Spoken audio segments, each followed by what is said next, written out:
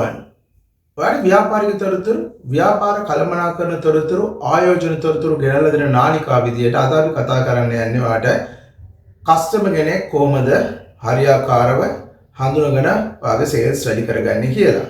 ඉතින් මේකට අපි බලමු කොහොමද මේක කරන්නේ කියලා. මුලින්ම ඔයාගේ ප්‍රොඩක්ට් එක ගැන හොඳ අවබෝධයක් තිබීම අත්‍යවශ්‍ය වෙනවා. මොකද ඔයාට කස්ටමර් කෙනෙක් ඔයාගේ ප්‍රොඩක්ට් එක ගැන ඇහුවම ඒක විමසීම් කරාම ඉන්ක්වයරි එකක් කරාම ඒක ගැන ඔයාට විශේෂයෙන් ඒ සම්බන්ධයෙන් පැහැදිලි කිරීමක් කරන්න වෙනවා. ඒක ලෝකල් කස්ටමර් කෙනෙක් වෙන්න පුළුවන්, ඉන්ටර්නැෂනලි අපි එක්ස්පෝර්ටර් කෙනෙක් කියලා ඒ වගේ වෙලාවකදී ඔයාගේ ෆොරින් බයර් කෙනෙක් ඉල්ලපු වෙලාවකට වෙන්න පුළුවන්. මේකෙන් විස්තර ඔයාගාව තියෙන උදාහරණයක් ගත්තොත් ප්‍රොඩක්ට් එකේ මොනවද තියෙන ඉන්ග්‍රීඩියන්ට්ස්, එතකොට ඒකේ කලර්ෆුල් මුලින්ම අපිට දෙන්න වෙන පික්චර්ස් නේ. එතකොට ඒ ෆොටෝස් වගේ දේවල් ඒ පැක් කරපු විදි අන්න ඒවා හරියට පිළිවෙලට තියෙනවා. ඒ වගේ මේ ප්‍රොඩක්ට් එකේ විස්තර හරියාකාරව ඔයා ගාව තබා ගැනීම අවශ්‍යයි. මොකද එයා එතනින් තමයි ඔයාගේ බිස්නස් එක කන්වර්ට් වෙන්නේ.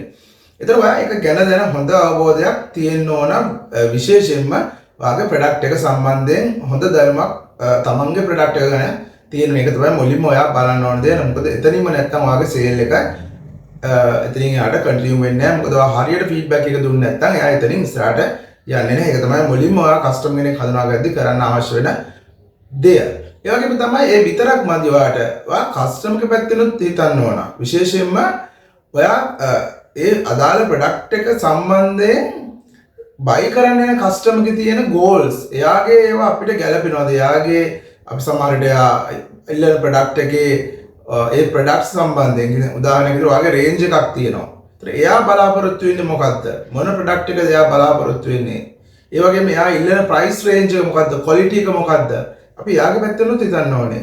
දැන් එයා බලාපොරොත්තු වෙන ප්‍රොඩක්ට් එක තමයි අපිට දෙන්න ඕනේ. එහෙනම් අපි එයා ඉල්ලන්නේ සමහර විට ක්වොලිටි ප්‍රොඩක්ට් එකක් නැත්නම් ඕගනික් ප්‍රොඩක්ට් එකක් නා. අපි වෙන જાතික ප්‍රොඩක්ට් එකක් දෙන්න බෑ. එයාට ඒ ප්‍රොඩක්ට් එක දෙන්න. හැබැයි මෙහෙම දෙයක් තියෙනවා. ක්ලයන්ට්ම බිස්නස් එකට අරගෙන අපි සේල් එක කරලා ඊට පස්සේ ඔයාලට පුළුවන් කන්වර්ට් කරගන්න මේ අනිත් වාගේ තියෙන රේන්ජ් එක. මොකද ආයක රිලේෂන්ෂිප් එක බිල්ඩ් වෙනවා. අපි දැන් ගොඩක් වෙලාවට ඉන්ටර්නැෂනලි ගනුදෙනු කරනකොට අපි කතා කරන පේමන්ට් ටර්ම්ස් එහෙම අපි කතා කරනවා. ඒකෙදි අපි කියන්නේ සමහර විට මේ ටර්ම්ස් අපිට තියෙන රිලේෂන්ෂිප් එක මත වෙනස් කරගන්න පුළුවන් ඔයාලට.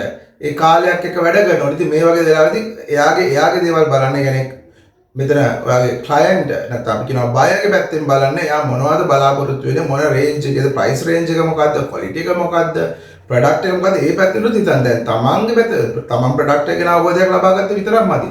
ක්ලයන්ට්ගේ පැත්තෙත් එයාගේ ගෝල්ස් එයා මොනවද බලාපොරොත්තු වෙන්නේ කියලා හොඳට ඇනලයිස් කරන්න.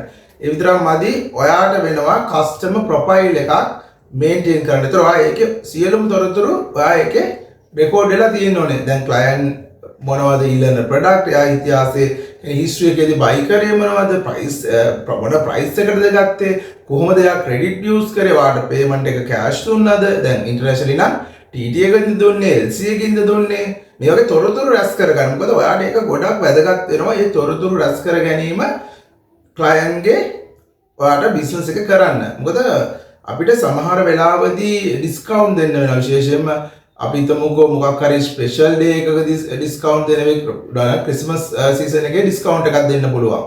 එහෙම නැත්නම් වෙන ස්පෙෂල් ඩේ එකකදී ඩිස්කවුන්ට් එකක් දෙන්න නැත්නම් ප්‍රොමෝ මන්ත් එකක් යන්න පුළුවන්. මේවා කළා ඔයාලට සේල්ස් වැඩි කරගද්දී මේ වගේ ඩිස්කවුන්ට් දීලා ඒ ක්ලයන්ට්ම තියාගන්න බලන්න. එයාගේ අර බිහේවියර් එක ඔයාලට අයිඩෙන්ටිෆයි කරගන්න බෑ. හරි මේ වගේ ප්‍රොමෝ එකක් දුන්නම මෙයා මේ මාසේ සේල් එක වැඩි කරනවා. මෙයා නැත්තම් මෙයා මේක බයි කියන්නේ ඔයාගේ සේල් එක වැඩි වෙනවා කියන්නේ වැඩිපුර බයි කරනවා කියලා. අනේ ඒ වගේ අදහස් කරලා ඒ විතරක් නෙමෙයි විශේෂම ක්‍රෙඩිට් ටර්ම්ස් වගේ දේවල් එයා පේ කරන විදිය ගැන අපිට හොඳ අවබෝධයක් තියෙන්න ඕනේ. ඒතර අපි දන්නවා මේ ක්ලයන්ට් මෙන්න මේ ආකාරයටයි පේ කරන්නේ. අපි යාට මෙන්න මේ විදිහට සර්විස් එක දෙන්න ඕනේ.